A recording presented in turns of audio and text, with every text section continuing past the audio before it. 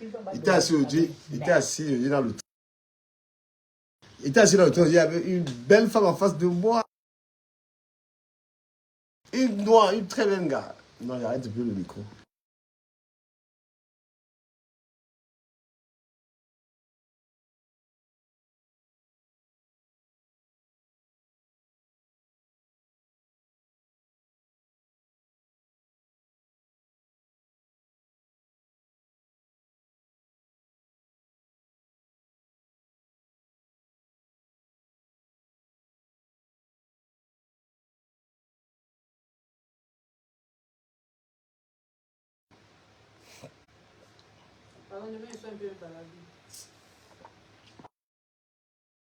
Salut les abonnés.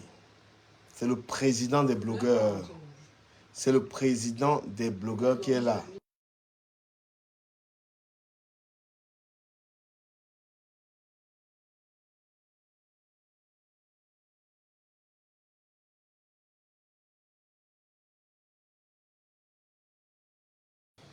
Voilà, je dis, je suis le président des blogueurs.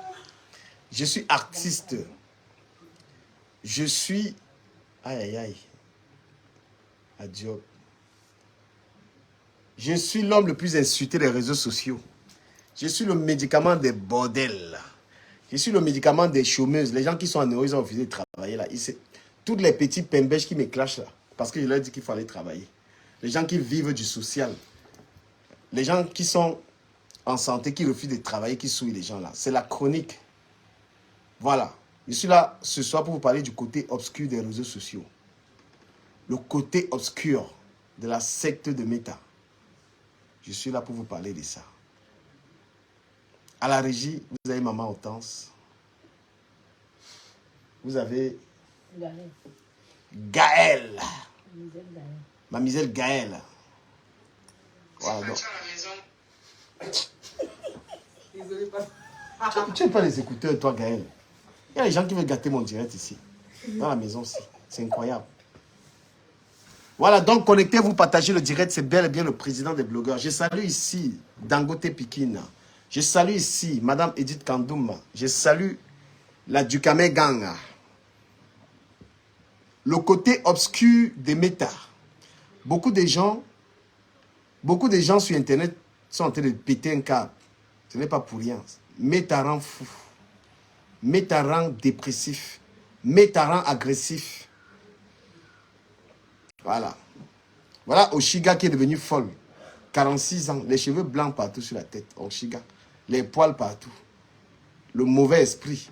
Elle est là avec 3 enfants. Enfin, elle ne travaille pas. Elle attend le social. Les aides. 180 € par enfant. Oshiga. 180 € par enfant. Ça ne peut pas te donner une meilleure vie. Tu n'as pas les moyens d'aller en vacances dans le sud de la France. Tu n'as pas l'argent. Va travailler. Villageoise. Tu as Teng Manga Chanki ici à côté. Il y a les points que lui donne.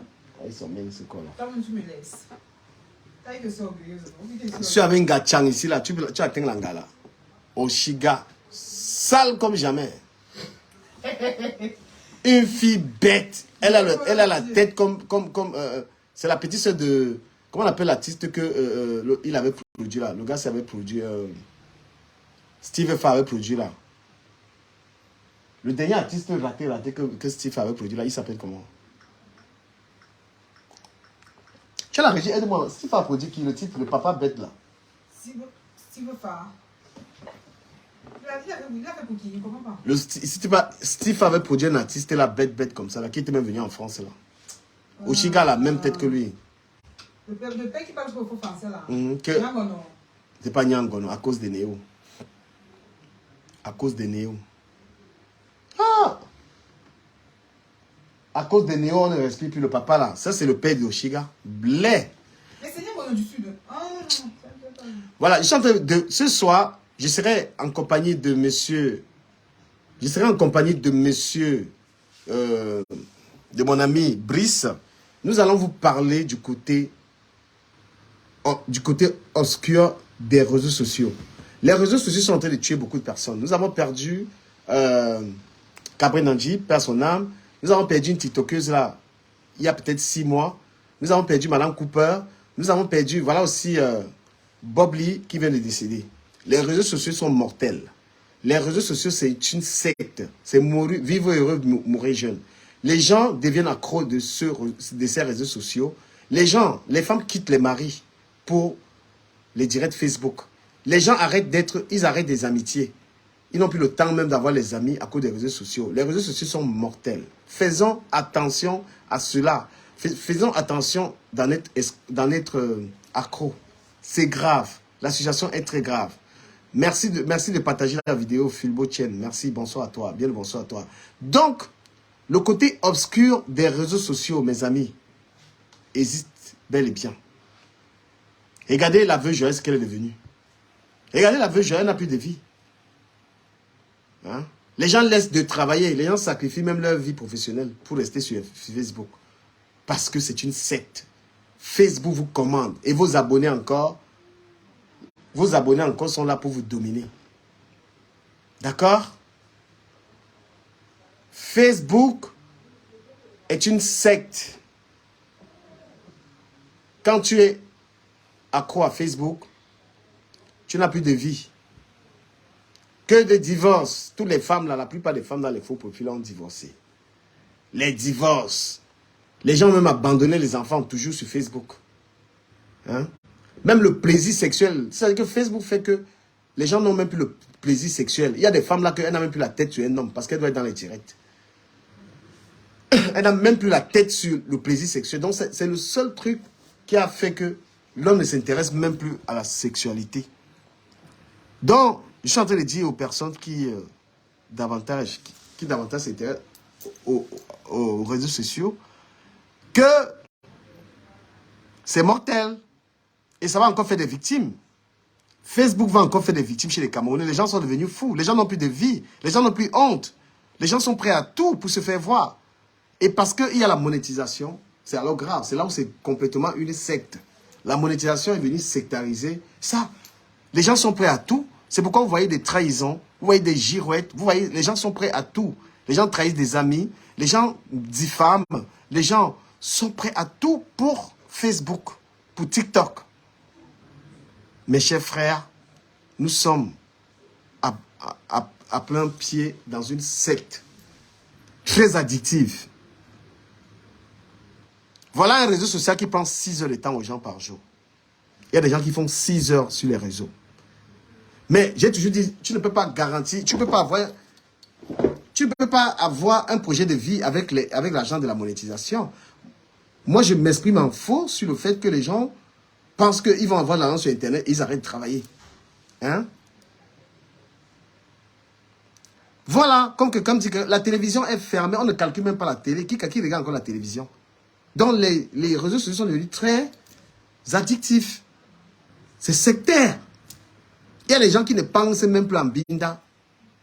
C'est que même le seul truc qui a levé l'ambinda dans la tête des gens, les gens sont là comme ça parce qu'ils doivent être dans les clashs. Les gens ont envie d'insulter, les gens ont envie de faire du mal, les gens ont envie d'exister et tout ça. Hein?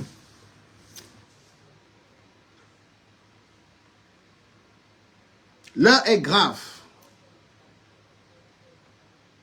Meta est une secte. Quelqu'un se lève le matin, il n'a même pas le temps d'avoir sa vie, ses moments à lui, non. Il allume Facebook. À midi, Facebook. À toute heure, Facebook. Regardez la misérable vie d'Ahmed Kamer. Regardez Ahmed Kamer. Il a encore quelle vie? Les réseaux sociaux ont consommé Ahmed Kamer. Ahmed Kamer, demain, on a rendez-vous chez Messan. J'espère que tu vas me montrer ton contrat de travail. Hein. Parce que moi, je ne veux pas débattre avec toi si tu n'as pas le contrat de travail. Demain, je présente mon contrat de travail. Le doyen Messan est le doyen des PTT. J'espère qu'il ne va pas inviter un paresseux sur son plateau. Je ne veux pas des gens qui n'ont pas de contrat de travail. Papa, le doyen. Donc, si Ahmed Kamer est dans ce live demain, je lui demande, je présente mon contrat de travail, mes fiches de paye. Je présente mes fiches de paye d'abord. Donc, Ahmed Kamer, demain, tu présentes tes fiches de paye. Je ne discute pas avec un chômeur. Je ne discute pas avec un gigolo. Je ne discute pas avec un homme qui mange dans les poches. Donc, demain, chez Papa Messan, la première des choses, je présente mon contrat de travail. On est chez le père des PTT. Je présente mon contrat de travail. Je présente mes fiches de paye et puis on débat. Si tu n'as pas de fiches de paye et de contrat, je vais dire au doyen Messanke comment il peut inviter un chômeur. Un président, un fondateur de PTT ne peut pas inviter un chômeur. Donc je serai demain sur le prestigieux plateau du doyen Messan avec Ahmed Kamer que s'il a un contrat de travail et une fiche de paye. Donc demain, pour commencer l'émission, je vais demander au doyen des PTT. Je demande au doyen des PTT, voici mon contrat de travail. Voici ma carte bancaire. Parce que, Ahmed Kamer, tu ne peux pas venir dire que tu es venu dans un plateau de PTT, tu es interdit bancaire. Parce que tu as prêté 50 000 euros, tu allais manger au Cameroun. D'accord? Je ne veux pas être sur un plateau avec un raté, quelqu'un qui passe sa vie sur Facebook. Je veux être demain. Parce que demain, ça va chauffer sur le plateau du doyen Messan. Demain, je ne porte pas les gants là-bas.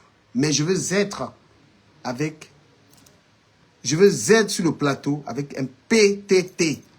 Tu montes ton contrat de travail. Et puis, on débat. Est-ce que c'est clair, monsieur Iwoné? Parce que ta vie d'être sur Facebook, TikTok, là, une saleté de vie.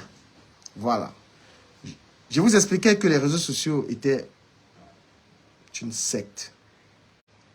Regardez la vie des blogueurs ivoiriens et camerounais. Regardez leur vie. Beaucoup ont renoncé même au travail. Beaucoup ont renoncé à l'amour. Peu ont même une femme. Tous les jours, c'est Facebook. Je ne manquerai pas de vous dire que moi-même, je suis affecté par ça. Il y a les autres qui ont même abandonné leurs enfants depuis 17 ans. Là. Hein? Il y a les gens qui ont abandonné leurs enfants.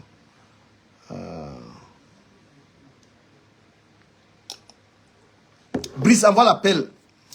Nous allons débattre sur les réseaux sociaux avec Monsieur Brice. Merci de partager le live. Oui. Il dit que attention à la dépression. Attention à la dépression à cause de Facebook. Les gens sont en train de devenir bêtes. Les gens sont en train de soulever les gens sont en train de devenir stupides. Stupides. Voilà. Et en deuxième partie, nous allons parler de ce qui se passe en France. Nous vivons en France. Bien évidemment, avec Brice, nous allons débattre. Titi 237, si tu pouvais venir dans le live, je pourrais t'inviter. Moi, j'aime bien ta manière de faire les lives. Titi 237, si tu peux envoyer ta demande, ce serait excellentissime. Bonsoir, mon ami Brice. Ouais. Qu'on ne présente plus. Mon ami qu'on ne présente plus. Mon ami dont il n'y a aucun doute sur sa manière de voir les choses, sa brillante manière de discuter et tout ça. Voilà. Brice, bonsoir. Bonsoir, frère. Bonsoir. Et bienvenue bienvenue à la chronique. Hein. La chronique, ça fait bien longtemps qu'on n'a pas fait parce que j'étais très présent sur mes autres pages. Ouais. Et on a laissé un peu tomber la chronique. Et tu sais, la chronique, on ne porte pas les gants. On dit ce qu'on pense. Alors, la première thématique, c'est sur le côté obscur des réseaux sociaux. Parce que les gens regardent très bien Facebook, TikTok. Ils ne se rendent même pas compte à quel point ils sont addictifs. Ils ne se rendent même pas compte à quel point les réseaux sociaux détruisent leur vie. Donc, avec toi, nous allons entrer en profondeur. Tu as bel et bien la parole pour ton introduction. Monsieur Brice. Oui, moi, je te remercie de me convier à un autre échange ce soir. Tu as toujours eu des sujets très pertinents et surtout d'actualité parce que quand on regarde tout ce qui se passe autour de nous, on ne peut pas être insensible. Je dois dire que le malheur de l'Afrique a été que l'Afrique n'a pas été préparée. En fait, l'Afrique a toujours un problème de préparation parce que les autres, ils anticipent sur les choses. Tu as vu, la 5G doit arriver, on prend des mesures. On est au courant même que la 5G doit arriver. En Afrique, dans mon village là-bas, là où je suis là-bas, à Douala, à Bonamoussadi, un jour, je me balade, je vois quelqu'un avec un truc en main, on dit que c'est le téléphone portable. On est en peut-être en 97 ou 98. Un jour encore, j'arrive, je vois un camarade qui me dit, viens, je te montre quelque chose. On s'en va dans un truc public. Je vois, il y a une page Facebook, je sais pas, là, on est peut-être en 2005 par là. On ne sait pas ce que c'est. À quoi ça sert? Déjà, à quoi ça sert? C'est pour connecter les gens. Réseau social, c'est-à-dire faire en sorte que les gens échangent, rapprocher des personnes, renforcer les liens sociaux. Mais maintenant, pourquoi est-ce qu'on doit renforcer les liens sociaux? Voilà la question. Pourquoi exactement? Pourquoi les gens ont besoin d'être en contact? C'est d'abord ça qu'il fallait expliquer aux gens. Et ici, ça s'est fait dans les écoles. Pour expliquer aux gens que désormais, vous pouvez causer avec votre ami qui est à Hong Kong, qui est là-bas, vous pouvez faire ci ensemble, vous pouvez faire ça. Et on a expliqué la façon saine d'utiliser les réseaux sociaux. Il y a une vidéo qui passe là, ça parle de TikTok. Où on dit que dans le TikTok chinois, on montre aux enfants comment des trucs scientifiques, des revues, c'est pédagogique, etc. On dit, voilà la différence. En fait, les autres ont préparé leur population à ça. Nous, on est tombé dessus comme ça. Donc, tu crois bien que quand je traverse le Maghreb, je traverse la Méditerranée, j'arrive en France, et il y en a beaucoup, et ceux qui souffrent dans les maisons des whites, le mal, quand tu vis dans la maison peut-être d'une vieille white qui t'a pris, c'est que, oui, tu es dans la belle maison, mais elle te maltraite, tu souffres là-bas en silence. Il y a ceux qui sont arrivés ici, ils n'ont pas de kaolo, on les méprise partout. Il y a ceux qui sont arrivés ici parce qu'elles ont peut-être vendu le piment, elles ont perdu le respect de tout le monde. Mais grâce aux réseaux sociaux, elles peuvent désormais grandir la vie qu'elles vivent et ça permet de changer le regard des gens. Ça veut dire que quand je vais souvent au pays, si on me regardait comme une vendeuse de piment, je peux m'asseoir sur Facebook, je peux montrer mes belles voitures et ainsi, les gens vont comprendre que je vis bien. Ça fait un petit contrepoids. Je peux exister. Ceux qui ont raté dans la vraie vie, le parcours classique, c'est-à-dire je nais, je fais mes études, j'ai mon boulot, je me marie, j'ai un petit chien, j'ai un jardin, j'achète une maison, etc. Ceux qui ont raté dans ce parcours-là peuvent désormais s'inventer même une seconde de vie. Et il s'appelle comment? Le type qui était à Vision 4 là. Il a bien parlé de ça quand il parlait de... Je sais pas de quoi il parlait exactement, mais il a dit, aujourd'hui, les personnes qui étaient des derniers de la classe quand on était au collège sont intellectuelles. Si je dois dire quelque chose par rapport à ce que tu es en train de dire, et ça se vérifie avec récemment la mort de Gabriel Landji, on a vu après sa mort que, en fait, le gars n'était pas ce qu'il prétendait être, père son âme.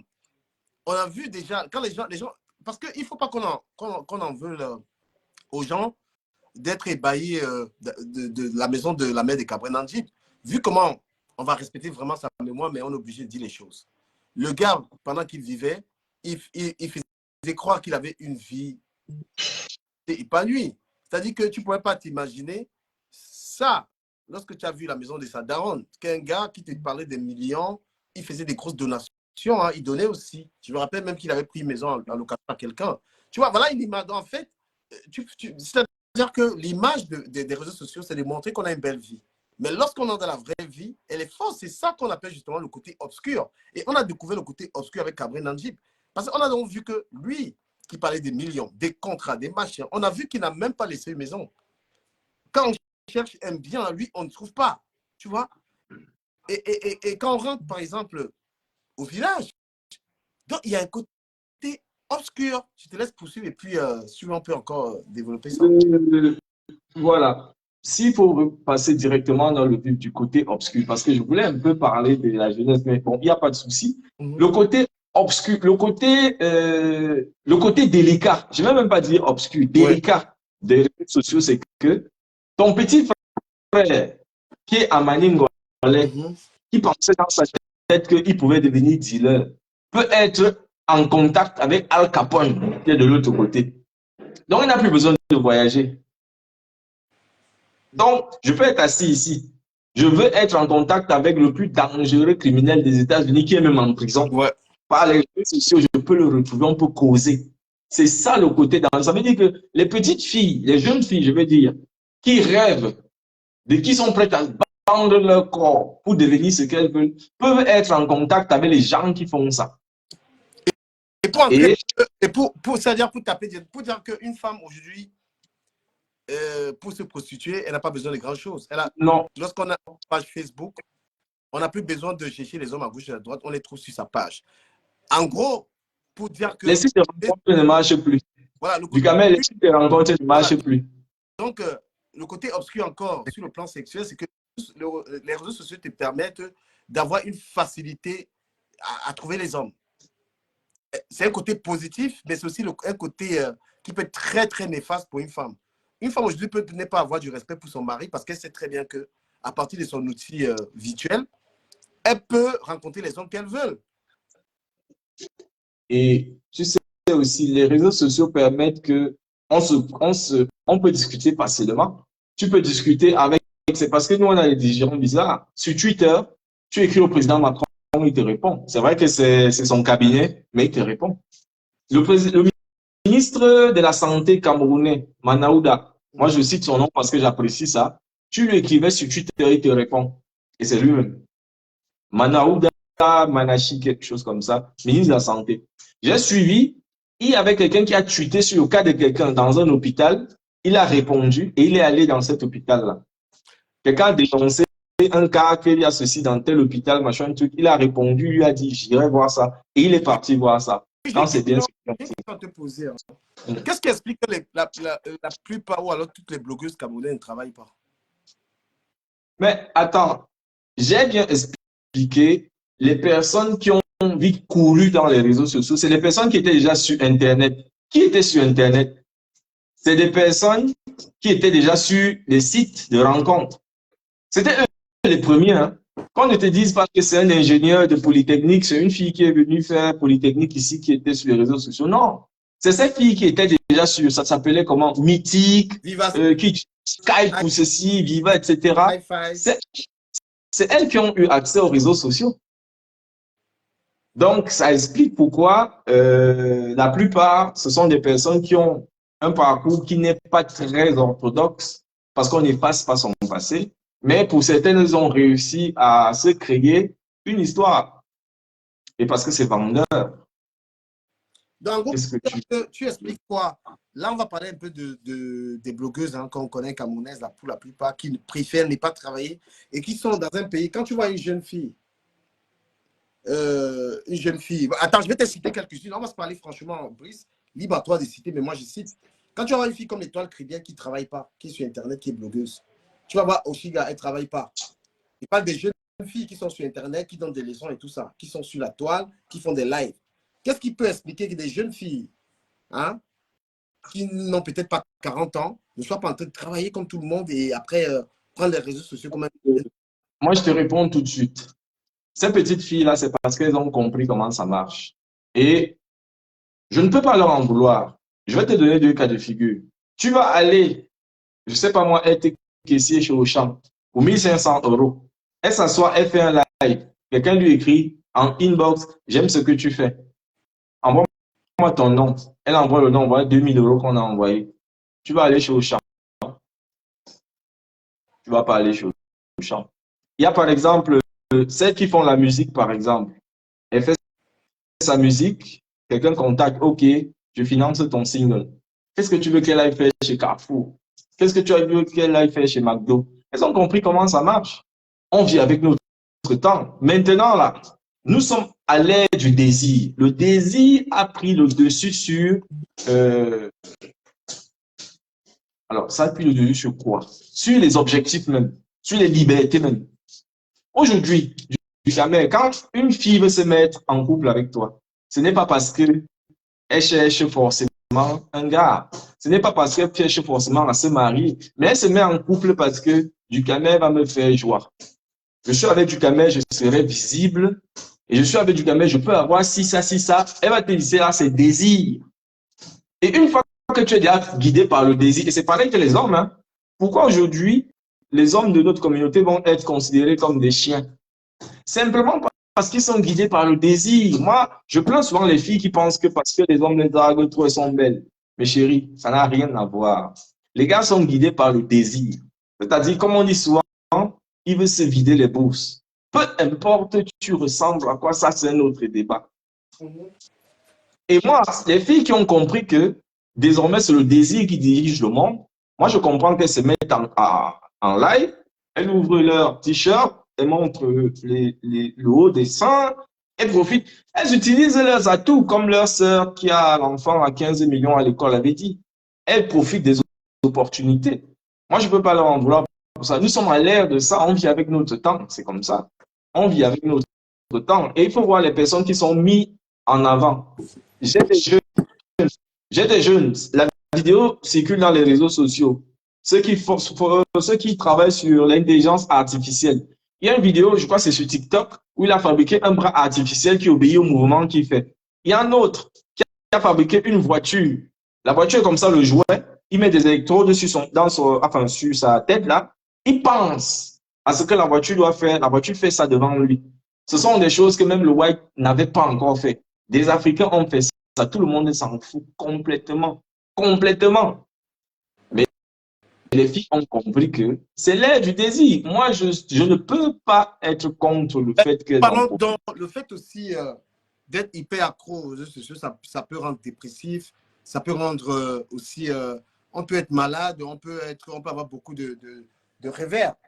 Ne penses-tu pas ça? Tout ce qui stimule ton activité cérébrale est addictif. Tout. Et les réseaux sociaux, ce que les gens ne savent pas, j'en ai même déjà parlé ici. Les réseaux sociaux, Facebook un peu moins peut-être, mais TikTok, l'algorithme de TikTok, le président, c'est le propriétaire, c'est qui de TikTok, il est passé au tribunal au mois de, c'était peut-être avril, parce qu'on a découvert quelque chose. Les vidéos, quand on regarde les vidéos sur TikTok, l'algorithme détecte la dilatation de ta pupille. Parce qu'en fait, quand tu regardes quelque chose qui te procure du plaisir, tu as les pupilles qui se dilatent. Un peu comme quand tu regardes le porno. Ouais. C'est un peu le même procédé. Donc, l'algorithme, pendant que tu regardes une vidéo que tu apprécies, l'algorithme détecte que ta pupille se dilate. Et l'algorithme t'envoie le même genre de contenu. Ça te rend addictif. Donc, c'est fait pour que ça soit addictif. C'est pour ça que certaines personnes vont voir, on leur propose des lives, le live de tel, le live de tel. Les lives que tu aimes, ça revient. Rien que ça, c'est pour que tu restes dans ça. Et oui, ça rend addictif. Ça fait que tu commences à vivre le virtuel. Il y a des gens qui, dans leur tête, sont des superstars. Hein. C'est-à-dire quand il se déconnecte, là, il est mal à l'aise. Il est obligé de faire, il se met bien, il s'assoit, il est superstar. Il ou elle est superstar dans sa tête. Et il est mieux dans ce métaverse-là. Parce qu'en fait, Meta que tu vois là, c'est métaverse, c'est un projet en fait. Meta, c'est pas juste le réseau social que vous voyez, Facebook. Hein. En fait, métaverse, c'est un réseau, comme tu vois, univers, métaverse. En fait, Facebook, ce qu'ils veulent devenir, c'est le genre, comme on met les lunettes 3D là, tu commences à voir comme ça. Donc, Facebook va devenir, si moi je veux causer avec toi, nous maintenant sur Messenger, je vais t'appeler sur Messenger, on va se voir comme ça. Mais dans l'avenir, tu pourras mettre un truc comme les 3D là. Tu me vois apparaître là. J'entre chez toi, je marche, je viens devant toi. C'est là, c'est vers ça que Facebook part. C'est un monde. C'est un monde où on sera maintenant dedans. Tu veux causer avec quelqu'un, tu l'appelles, il apparaît et il vient comme l'hologramme. Il te parle directement.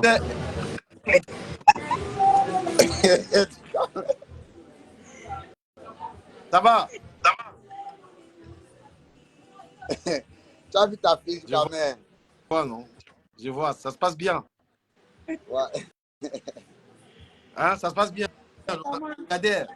Le milliardaire, paye mon billet, pardon.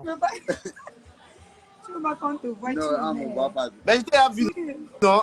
Comment tu vas te cacher à quelqu'un? J'étais à vue, non? Tu m'as vu, mais Facebook ne doit pas me voir. Pourquoi? Attends, il ne me voit pas sur TikTok. Ça va, ça va. Ça dit quoi, le sportif? Bonsoir, ça va? Très bien. Très bien, merci. Et toi? On est dans un gros débat avec Brice. Ça va la lune? Ta fille n'a pas mis le cabot aujourd'hui. Tu n'as pas dit qu'elle n'a pas mis le cabot aujourd'hui. Non, on est déjà tranquille. Il n'y a plus la gueule, ça va.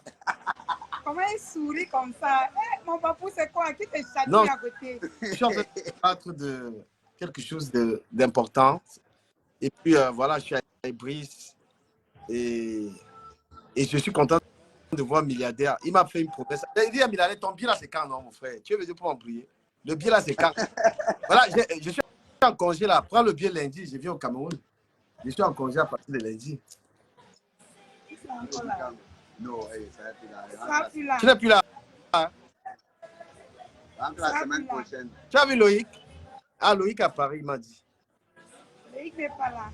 Loïc a dit que j'ai le cœur de poulet. J'ai le cœur de poulet. Est-ce que voilà, il y a encore le cœur du bon Dieu? Ah. Voilà. Est-ce que vous souhaitez dire quelque chose? Parce qu'on était dans un débat. Je ne sais pas si vous nous suivez. Vous souhaitez dire quelque chose sur le débat de les réveils des réseaux sociaux. Le côté obscur.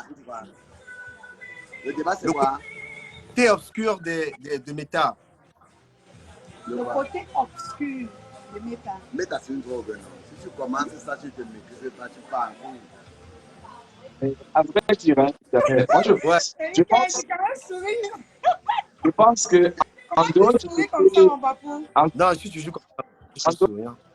Côté perte de lucidité, là, les réseaux sociaux, normalement, n'ont pas de côté obscur. Vrai. Je vais te dire pourquoi. Ce que tu peux considérer comme côté obscur, c'est quoi? Peut-être des clashs, des choses comme ça. Non, est-ce que... C'est ça qui, d'après ce que les gens disent, c'est ça qui donne la visibilité, c'est ça qui... Il y a un côté obscur, parce que c'est même le but de faire ce live. L'addiction, c'est déjà le côté obscur. Le fait que quelqu'un laisse certaines de ses activités phares. Parce que... Non, mais attends, je vais te poser une question. Oui. Si moi, je suis sur les réseaux sociaux, les réseaux sociaux, ceux qui me donnent 5 Il t'a vu. Non, quand même, elle a vu. Si... Comment vous les avons que des banques? Ok.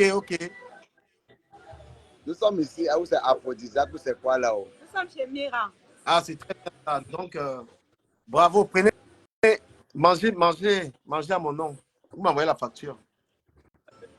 Quand même pas. Pour que demain, tu viennes se faire nous insulter avec. Faut le camp, pâté là-bas. Pâté. Ouais, Brice, vas-y, poursuivons le débat.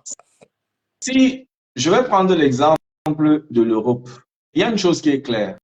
Il y a très peu de personnes en Europe à qui tu peux demander c'est quoi ton métier, il te dit. Laissons d'abord Meta, réseaux sociaux à côté. Tu es en train de les développer et tu m'as posé une question parce que je parlais de l'addiction, enfin, quand je parlais d'addiction, c'est quoi? C'est à partir du moment où, par exemple, une personne qui refuse déjà de travailler parce que la personne est déjà très addicte aux réseaux sociaux, tu vois. Genre, tu n'as plus envie de travailler une étoile bien qui ne travaille pas, qui est hyper connectée, amère, hyper connectée, qui vont te dire, je gagne l'argent sur Facebook, je n'ai plus besoin de travailler, tu vois. Mais c'est des gens qui sont addicts sans le savoir. C'est des gens qui ont déjà un problème. Non, moi, je pense que c'est question d'objectif. Toi-même, par exemple, moi, je peux dire que tu es addict à ton travail. L'addiction n'est pas le problème. Et si la personne gagne bien sa vie, je ne vois pas pourquoi il va laisser ça pour aller travailler. C'est son travail, ça lui donne de l'argent. Pourquoi tu veux qu'il laisse ça pour aller travailler? Si ça lui donne de l'argent, qu'il dise là, si c'est vraiment ce que ça donne, bah, c'est un boulot. Maintenant, donc tu penses si qu'il n'y a pas un côté... regarde un peu Bob Lee, par exemple, qui est décédé. C'était quoi sa vie? Tu connais l'histoire de Bob Lee dont on parle en ce moment? Je le connais. Voilà, quelqu'un qui s'est engagé à vivre que des clashs, à croire que c'était la vraie vie. Parce que moi, je ne comprends pas comment tu peux te quereller avec quelqu'un qui est derrière un téléphone et croire que tu as vraiment les problèmes avec la personne. Attends, je vais te laisser un peu Bob Lee. Oui. Quand tu vois Rémi Ngono, Valsero, qui servent sur n'importe quel buzz, machin, pour avoir les vues, machin, on dit que ça paye. Toi, tu penses qu'ils font ça pourquoi? C'est l'argent. Tu crois qu'il a vraiment quelque chose à foutre de tous les gens avec qui il clashait? C'est de l'argent. Mais quand ils font ça au prix de leur réputation, au prix de leur dignité, de leur fierté, parce qu'après, ils sont... C'est-à-dire que, quitte à être insulté, Valsero, c'est qu'il subit sur tout ce qu'il fait. Eh bien, peut-être que lui-même, il ne se rend pas compte que ça peut lui créer des... Je vais te dire une chose, hein. La conjoncture, c'est quelque chose de dangereux. Les gens qui ont vécu dans un pays pauvre, est-ce que tu n'as pas remarqué que la majorité des... Je ne vais pas généraliser, mais il y a beaucoup d'Africains ici, ils ont oublié ce qu'on appelle dignité, ils n'ont pas de valeur. Tu n'as pas remarqué ça? Mais qu'est-ce que tu appelles à un Bob Lee que tu vas l'insulter? Dignité, machin. Tu penses qu'il a encore ces notions-là? Il n'a plus ça. Mais par rapport à lui, Brice, j'ai envie de dire quand même quelque chose là-dessus parce que le gars, en fait, à un moment, je me dis même pourquoi on lui en veut. Tu sais pourquoi? Parce que le gars, il était dans un rôle, tu vois. C'est un peu comme un acteur qui joue un film de guerre où il tue les gens et après on vient lui en vouloir. Bob Lee était alors. un rôle, mais en gros, c'est pas quelqu'un qui a fait du mal aux gens avec les mains ou avec une arme. C'est quelqu'un qui joue un rôle du blog. C'est-à-dire qu'il tenait un blog, il disait des tas de choses, mais qui arrivait à heurter les gens. C'est-à-dire qu'en fait, il jouait tellement bien son rôle qu'il arrivait à mettre les gens mal à l'aise. Mais c'était que les paroles. C'est comme un acteur.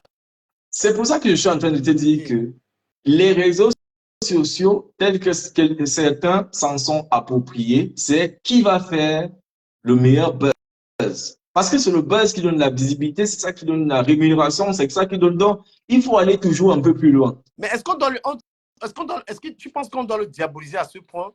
Lui jouant bien le rôle de blogueur, c'est-à-dire prenant juste ton téléphone et qui lavait les gens, il faisait tout. Ça veut dire qu'on est capable d'en vouloir un acteur qui a joué un rôle. Je vais te dire quand même quelque chose. Hein. C'est comme j'ai dit, tout le monde n'a pas la même compréhension. Ça peut heurter parce que si tu t'attaques aux familles, ça peut heurter, ça touche. Mais quand quelqu'un a une certaine compréhension de que devient le monde, il y a un recul des valeurs. Moi, personnellement, si je suis en face de quelqu'un qui m'insulte, sincèrement, la faute à son éducation. Qu'est-ce que tu veux que je dise?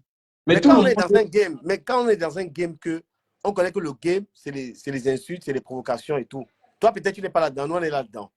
Est-ce que les gens ne peuvent pas juste savoir que le gars, il joue un rôle qui plaît aux gens? Il y a des fans, il y a un qui aime ça. It's like, it's just a game.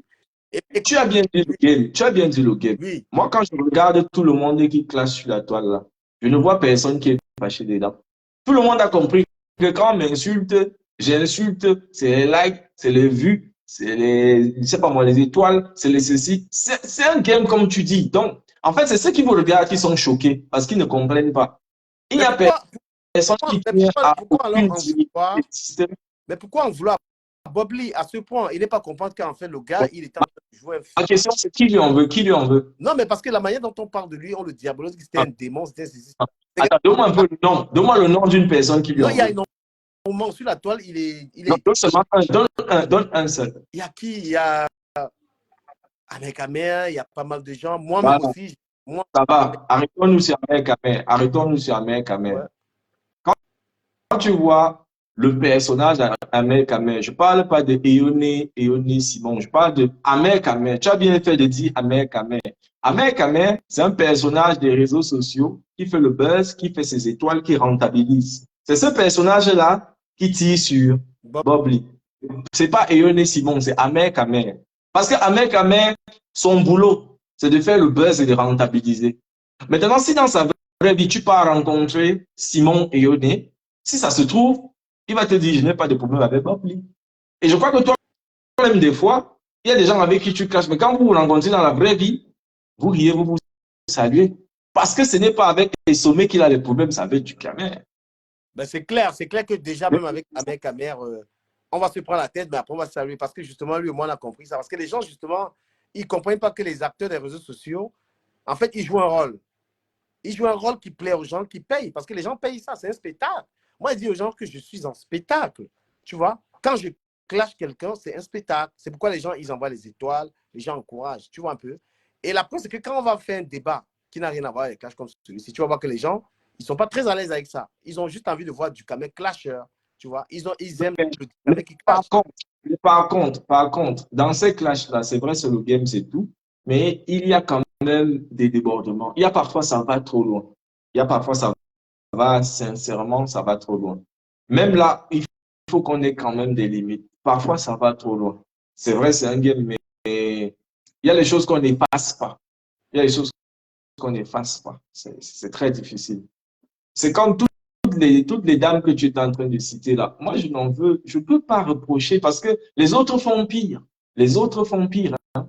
On essayait de nous dire, et si tu permets, je vais brosser ça pour que ça édifie un peu les gens. Les autres voulaient nous faire croire que non, c'est les Africaines qui font les lives comme ça, c'est elles qui veulent les étoiles, c'est elles qui font ceci, elles sont des prostituées, etc. La première question que je pose, c'est quoi? Tous les sites de rencontres, les Tinder, machin, Badoo, machin, quand vous voyez tous les profils qui sont là, c'est qui? C'est les Africaines, mais c'est les Whites qui sont remplis dedans. Et il y a une affaire qui a même éclaté là, que la plupart des gens du gouvernement, les vieux là, ils entretiennent tous les petites influenceuses là, ils les logent partout dans le 78 là. C'est une affaire qui a éclaté.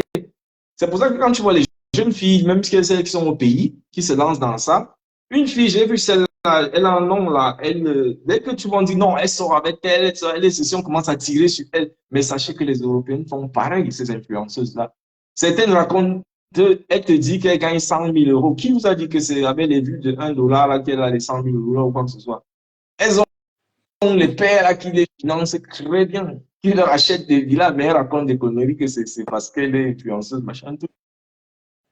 Donc, arrête. Moi, je suis contre Conti, même sur ces filles. Je pense qu'on peut juste utiliser ça à bon escient. Celles qui ont un talent pour chanter, que cette notoriété-là, elles fassent la musique, qu'elles se fassent financer. Celles qui veulent faire dans l'événementiel, elles font. Celles qui veulent créer une marque, des produits cosmétiques, oui, ça a du sens. On peut juste dire, essayer de modéliser. Mais dire que ce qu'elles font un mal, elles sont adigas, c'est notre travail. Aujourd'hui, être sur les réseaux sociaux, c'est un boulot, gars, puisque ça paye. Et plus même peut-être parfois que le boulot classique, là, gars. On va essayer d'aborder une deuxième partie. On va parler de ce qui se passe en ce moment en France.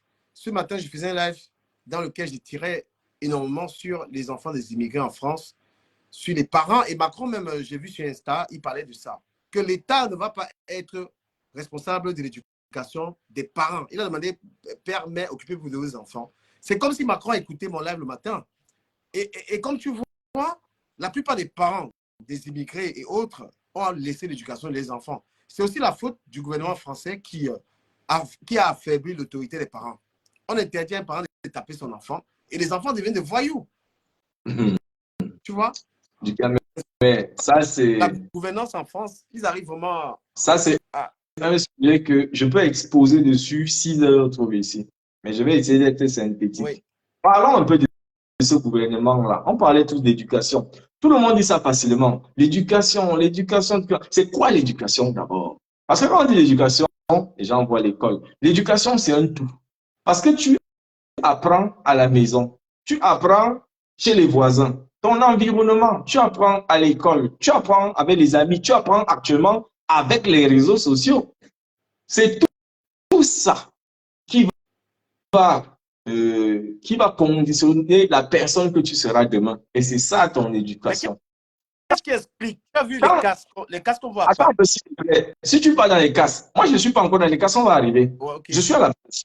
Quand tu vois qu'actuellement, l'école, ou avant, je prends même le cas de la France, où on doit enseigner le civisme, je laisse même les familles, le civisme doit être enseigné à l'école, le nationalisme à l'école, les valeurs de la France. Combien d'enfants français savent chanter l'hymne national? Combien savent même ce que c'est que l'hymne national? Ils s'en foutent du drapeau. Moi, j'ai vu les suivistes africains qui veulent faire comme les autres. Quand tu vois les Européens dire le drapeau n'est qu'un bout de tissu, on s'en fout. C'est parce qu'ils ne savent pas, ils sont incultes pour la plupart. Ils ne savent pas ce que c'est que le drapeau. Moi, j'ai eu mal parce que nous, on a eu un enseignement civique, mais je les ai vus aussi avoir les mêmes considérations. Ah, le drapeau, c'est rien, c'est un bout de tissu parce qu'on est tellement suivistes, nous, les Africains. C'est ça qui fait que, entrons dans les causes réelles. Qu'est-ce qui peut faire non, dans les causes, attends, laisse-moi développer, je vais arriver. Ouais. Je te parlais d'abord de ces symboles parce que c'est eux qui font que tu es un citoyen équilibré. Et ça s'apprend où? À l'école. Aujourd'hui, quel est le sujet le plus important de l'école? C'est apprendre à nos enfants qu'un garçon peut aller avec un garçon, une fille peut aller avec une fille, un garçon peut changer de sexe, un homme peut aller avec les animaux. C'est ça le sujet phare que le ministère de l'Éducation français balance dans tous les médias, c'est-à-dire des événements de ceci, au lieu de transmettre des valeurs aux enfants. Quand au lieu d'éduquer les enfants sur des valeurs civiques, on leur enseigne plutôt la sexualité. Donc, il ne faut même pas en vouloir aux personnes qui se dépravent. Douanier, non, j'étais sur Insta, je vais te relire ce qu'il a dit. Il a demandé aux parents de s'occuper de leurs enfants. Donc, en fait, pour lui, Les parents sont responsables. Mais maintenant, ce n'est pas lui qui met les parents. Les parents qui bastonnent les enfants, ce n'est pas lui qui les fait arrêter. Du Camer. Oui. Du Camer. Oui. Moi, je ne peux pas écouter ce que Macron dit parce que Macron, c'est un impoli. Tu veux que te mette les vidéos où Macron, en cérémonie officielle, il se permet de mettre les mains dans les poches devant un chef d'État. Et il y a même une photo en Chine où le protocole lui avait demandé d'enlever les mains dans les poches. Il a une éducation, celui-là. Donc, franchement, continuons, s'il te plaît. Alors, et c'est de ça. Quel est le procès qui est fait? Attends un peu, s'il te plaît. S'il te plaît. Oui. Le français, aujourd'hui, est passé très en avant sur 3 choses. Dans l'Union européenne, la France est parmi les numéros 1 dans l'infidélité. La France est parmi les numéros 1 dans l'incivisme, l'impolitesse. Oui. Le français est considéré parmi les plus impolis de l'Union européenne. Est-ce que tu le sais? Et je vais rajouter même en disant que le pays dans lequel les enfants parlent mal aux parents, c'est la France. Hein. Tu sais que les enfants... On est passé pour le pays où on trouve des choses lunaires. Et c'est pour ça que je te dis qu'aujourd'hui, puisque voilà les valeurs qu'on enseigne aux enfants et autre chose encore, cette histoire de discrimination, je ne veux même pas dire racisme, qui est systémique, c'est une réalité. Les enfants qu'on met dans les écoles qu'ils appellent zone rouge, où on veut juste que tu apprennes à lire et écrire. On vous aide à ne même pas aller à l'université. En 3e, on vous envoie faire des CAP Pro, des bac pro, je ne sais pas moi ce qu'ils appellent, pro là. On enlève l'enfant du cursus académique classique. On l'envoie faire un bac pro, un truc pro. On te projette là-dedans. Hein. Et ouais, ça, c'est un problème énorme. Beaucoup de jeunes aujourd'hui, dès que au niveau de l'orientation et tout, ils envoient des jeunes aller faire des bacs. C'est ce que je te dis. Les enfants de ceux-là qui sont riches, ce sont eux qui vont être des avocats. C'est trop. Effectivement. Et c'est pour ça que tu vas voir que dès que tu vois un Africain en France qui te dit « je suis docteur, je suis ceci, cela », 9 fois sur 10, ce sera quelqu'un qui vient de l'Afrique. Ceux qui sont nés ici n'ont pas cette chance. Parce que dès qu'il atteint la 3e, non seulement depuis qu'il grandit, on le met dans un logiciel et on le bouscule dans un truc. Bac pro de ceci, bac pro. Ils vont même pas à l'université. Très peu vont à l'université. Très peu. Quand tu grandis donc dans un environnement comme celui-là, comment tu veux que un enfant soit quelqu'un de libre? Parce qu'on croit qu'on est vraiment libre, mais on n'est pas libre du tout. Enfin, non, ceux qui ne veulent pas parler de l'État, mais Brice, il est temps qu'on dise aussi, qu'on appelle ça la responsabilité. On va arriver. Parlons de la responsabilité des parents. Attends, tu vas arriver sur les parents. Je suis encore sur l'État. Tu entends souvent, on a placé un enfant, on a mis un enfant dans le foyer, dans ceci, cela. Est-ce que les gens ont été curieux d'aller voir, même sur YouTube, que deviennent les enfants qui partent dans les foyers? Combien d'entre eux, qu'est-ce qu'ils deviennent après? Tous ces enfants sont des ratés pour la plupart. Perdus. Dès que tu entends un enfant partir au foyer, effacer son nom dans le cahier de la famille, parce que ce qui devient après, c'est la prison, c'est machin. Ce que je vais te dire, c'est quoi? C'est que tu sais déjà que la plupart des gens accouchent les enfants parce qu'ils veulent les papiers, non? On est d'accord? C'est-à-dire que beaucoup de personnes, des émigrés, font des enfants parce qu'ils souhaitent avoir les papiers. Dès qu'ils ont les papiers, maintenant, ils veulent le deuxième enfant. Pourquoi? Pour avoir les allocations. Parce que plus tu as des enfants, plus tu es plus payé. Déjà, un enfant, tu as eu les papiers. 2 enfants, tu as plus d'allocations. 3, tu demandes le logement. C'est par rapport aux aides. Et les gens, lorsque à une famille de 3 enfants, on a donné une chambre et un salon. Parce qu'il faut bien dire aux gens que les histoires de logement, là, parfois, vous avez une chambre et un salon.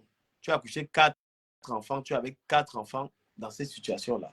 Et que le père, les parents sont incapables de donner à un enfant une chambre. Les enfants sont 4 dans une chambre avec 2 lits superposés. Mais ce sont ces enfants qui nous cassent tout ici à Paris. C'est pour ça que la responsabilité, là, je suis d'accord, parce que moi, quand je laisse mon village là-bas à Baham, je traverse le Maghreb, la Méditerranée, j'arrive en France. D'accord, je suis dans l'intégration, on me donne une maison dans un coin mal famé. Je suis là. J'ai un boulot. Je me mets en couple avec une femme. Elle a un boulot.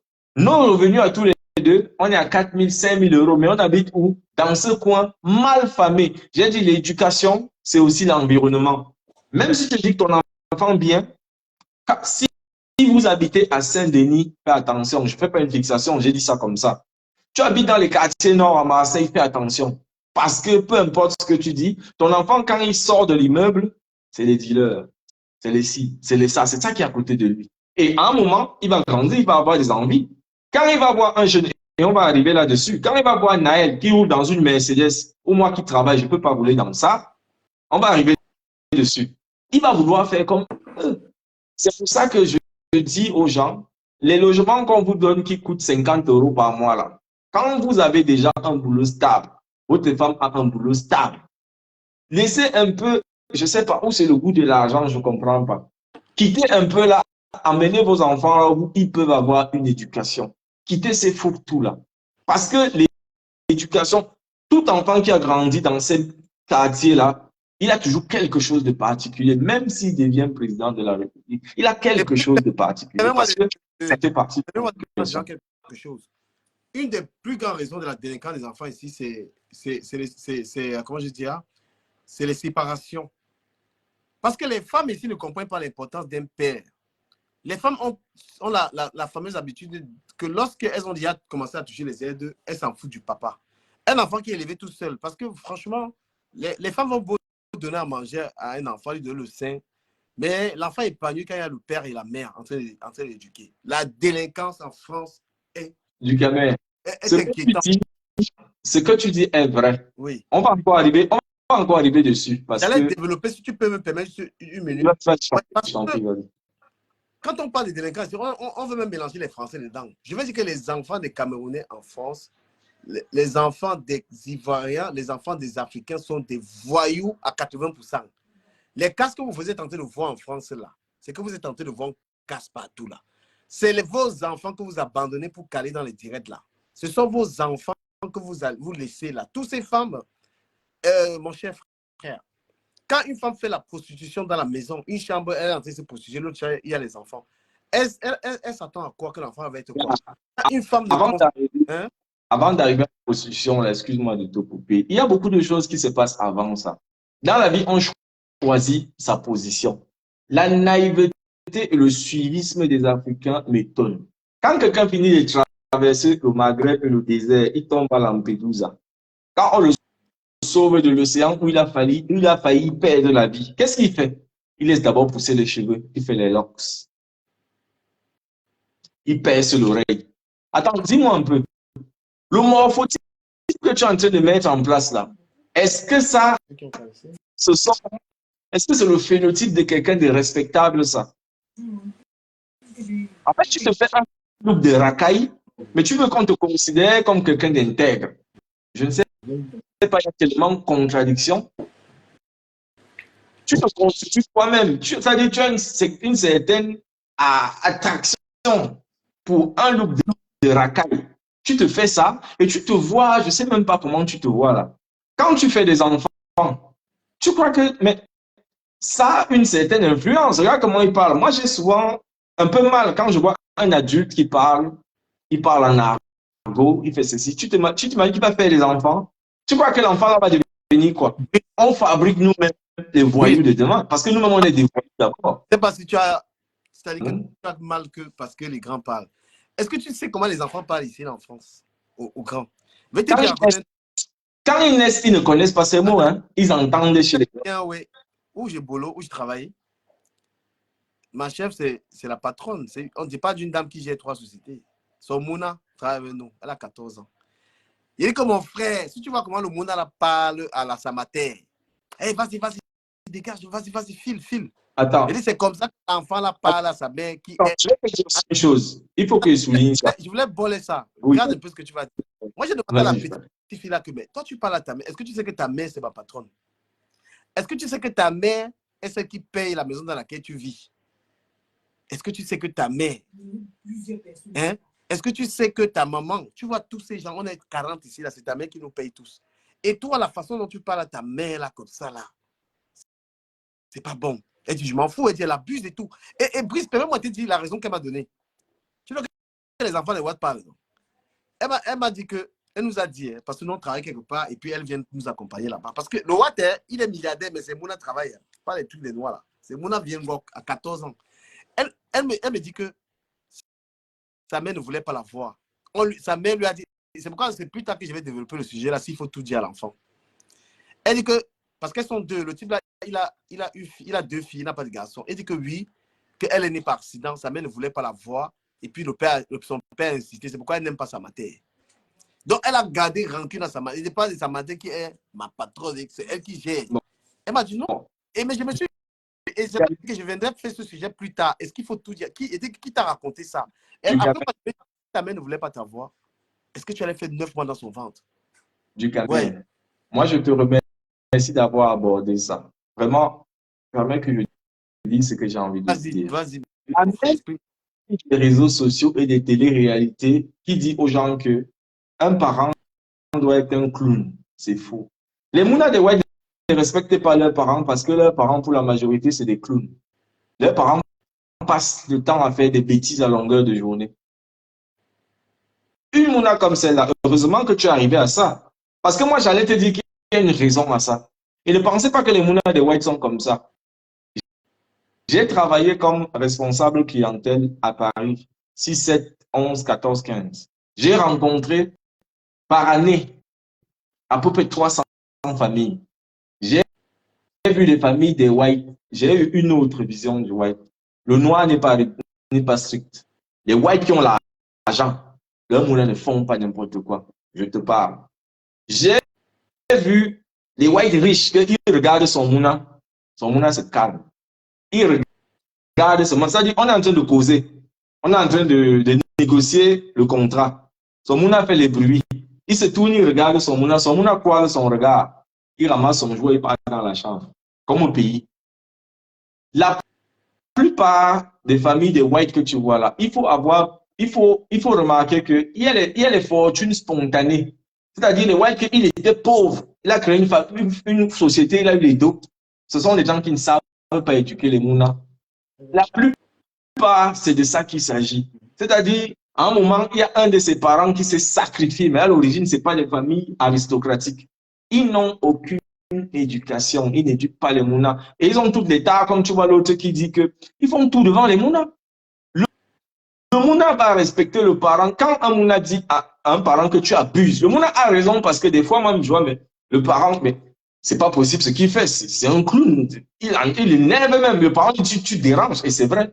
Et franchement, on peut aborder ce sujet un peu, peut-être après on va revenir dans le sujet. Mon mouna lui-même avait posé cette question. Il faut faire très attention à ce qu'on raconte aux enfants. Mon mouna m'a demandé pourquoi il m'était séparé de sa mère. Le premier, il dit, papa, pourquoi tu t'es séparé de maman? La mater avait sorti une version donnée à l'enfant. Franchement, la mater dit à l'enfant que j'ai vu l'angawat, je l'ai laissé pour être avec la mater des autres mouna. L'enfant est venu me dire ça. Que papa, tu as quitté maman parce que tu es allé avec la mère des autres enfants et tout. Je lui ai dit, non, c'est pas ça exactement. En fait, je n'ai même pas voulu contraire la mater parce qu'il ne voulait pas que l'enfant soit embrouillé. Il faut faire très attention à ce qu'on raconte aux enfants. Le gars est resté. Tu avais bien fait de protéger ça comme ça. Il ne faut pas plus démolir la matière. J'ai dit non, en fait. Et je vois mon mouna, il a quand même ça dans la tête. Je lui ai dit que, mais non, c'est que j'étais plus très bien avec maman quand j'ai connu la mère de tes frères, de ta soeur et ton frère. J'étais plus très bien avec maman. Et en plus, maman devait partir dans le sud et tout. Je lui ai donné une explication assez diplomate. Tu comprends? Parce que les enfants ici, ce n'est pas les enfants qui vont avoir faim. Un enfant ici à 18 ans, il peut work. Les enfants de Mbeng, ce n'est pas les enfants du Cameroun. Donc, tes trucs que tu vas le faire. Quand il va entendre, il va dire un truc aux gens qui construisent les maisons. J'ai laissé les biens à mes enfants. L'enfant peut t'envoyer chier avec ça très mal en France.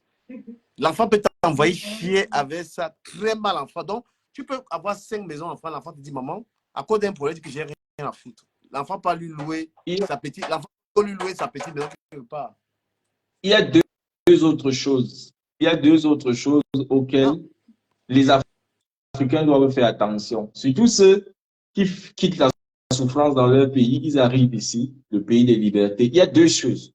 L'affaire que quand vos enfants sont petits, on vous dit, laisse-le pleurer, ça va lui passer. Mes chers sœurs, ne faites plus ça. Laisse-le pleurer, ça va lui passer. Laisse-le pleurer, ça va. Un enfant qui pleure, on te dit, laisse-le pleurer. On vous dit, ça va lui passer. D'accord, ça passe, je suis d'accord. Mais ça frustre l'enfant. Vous aurez un enfant frustré. Moi, j'ai déjà rappeler une wife à l'ordre qui faisait ça dans un centre commercial. Son Mouna se met à pleurer. Il voulait quelque chose, je ne sais pas quoi là. Elle s'en fout. Le Mouna pleure, il pleure, il pleure. Après, il y a des gens qui lui demandent que, mais pourquoi lui? Elle dit non, ça va lui passer. Il fait sa crise. Pendant que cet enfant est en train de pleurer, psychologiquement, tu es en train de lui créer une tare. Parce que l'enfant n'a pas la maturité pour comprendre que peut-être tu es en train de faire ça pour que il se calme ou autre chose. Lui comprendre que tu es en train de le maltraiter, tu es en train de le torturer. Et ça, les whites sont champions pour faire ça au Mouna. Voilà pourquoi la plupart des Mouna des whites n'ont pas un certain sentiment envers les parents. Parce qu'à force de faire ça, donc, non, mais parce que c'est très intéressant. Bien qu'on soit un peu hors sujet, mais c'est pas grave. Les enfants ici, moi, je dis aux gens qui ne connaissent pas, qui ne sont pas en train d'étudier pour comprendre, parce que, et surtout même ceux qui ont les biens au Cameroun, là, il y a trop d'enfants qui vont vous dire qu'allez vous faire foutre avec ça. Moi, j'ai envie de vous dire très clairement que vous allez faire le job massi, parce que les enfants d'ici, c'est les gars. Mon fils est le dernier, il n'a même pas encore. Ah, Donald, si tu peux, viens participer avec nous. Les enfants ici, là, il dit que l'enfant n'a pas peur des parents ici. L'enfant en France n'a pas peur de toi. Il n'a pas peur. Je vais te poser une question. Nos sœurs et même nos frères, c'est souvent nos sœurs parce que le père, lui, l'a fui depuis. La sœur, elle avait les enfants. En présence des enfants, elle dit, j'ai ma vie, je ne vais pas vivre uniquement pour les enfants. Voilà une femme qui est seule au monde avec des enfants qui dit, il faut qu'elle vive sa vie. Elle ne va pas passer toute sa vie avec les enfants. Vous pensez que les enfants n'entendent pas ça? Vous pensez qu'ils ne comprennent pas ce que vous êtes en train de dire? Oubliez ça. Les enfants, quand un enfant a déjà dépassé 6 ans, tout ce que tu dis, il te comprend et il analyse. Tu dis, je dois vivre ma vie, machin, tu peux aller laisser chez la nounou, tu fais ceci. Ton enfant te déteste. En fait, les crises qui viennent souvent dans les 11 ans, entre 11 et 13 ans là, ton enfant te déteste. Pour plusieurs raisons. Je dois vivre ma vie, je fais ceci. Et là, je fais un peu le parallèle. Entre la maman qui est en Afrique, qui ne fait pas les bisous à son enfant, mais si la mort arrive, elle est prête à mourir, son enfant en vie. Et la maman qui est en France, qui moque même son enfant, bisous matin, midi, soir, mais la mort arrive, elle n'est plus là. Parce qu'il faut même d'abord qu'elle vive sa vie. Vous voyez que qui aime le plus son enfant? L'amour, c'est pas les bisous. Hein. Même dans les relations de couple. Moi, j'ai dit pour les enfants, celui qui aime son enfant, et je lance le mot ici, quand tu aimes ton enfant, tu peux souscrire un plan d'épargne pour lui. Tu cotises jusqu'à quand il aura 18 ans, on lui donne l'argent là. Ça, c'est l'amour. C'est pas les bisous. Celui qui veut démontrer, c'est le challenge. Oui. Celui qui veut démontrer qu'il aime son enfant, laissez les bisous. Va ouvrir un compte bancaire, tu cotises jusqu'à qu'il aura 18 ans, il prend l'argent là. C'est ça l'amour. Il n'y a pas plus ingrat que les enfants de Mbeng. Et l'enfant de Mbeng, moi, partagez le direct si vous écoutez les conseils. Parce que vous avez trop partagé le Congo ça. L'enfant de Mbeng, un dérapage, il commence à te détester. Hein.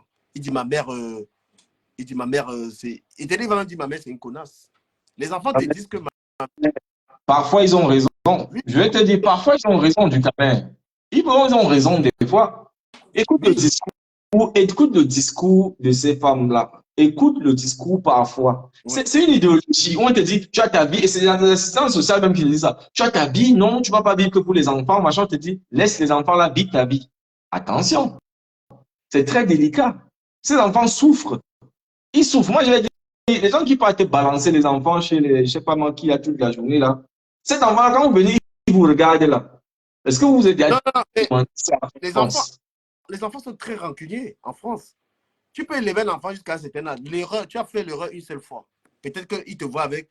Et les enfants, ils regardent les relations des parents. Un enfant te voit toi la matin avec quelqu'un, ça l'énerve. Il commence à te battre. Il dit ma mère, elle sort avec un con et tout ça. L'enfant commence à te détester. Tout le job que tu as fait sur le gars là, il n'a plus ton temps. Ça arrive. Ça arrive pourquoi? Parce qu'on veut copier un modèle qu'on ne connaît pas.